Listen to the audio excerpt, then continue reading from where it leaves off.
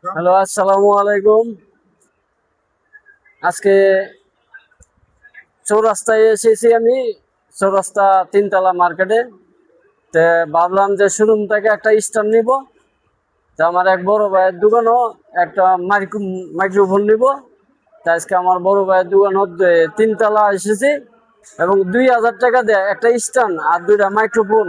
আমার এই যে বড় ভাইয়ের দোকান চৌরাস্তা, যদি কেউ আসতে চান এই দোকানে এবং একবারে কম দামে, মানে একবারে নিম্ন কম দামে সীমিত উনি দাম রাখে। চৌরাস্তা ভাই আপনার দোকানের অ্যাড্রেস? মায়ের দোয়া ইলেকট্রনিক্স।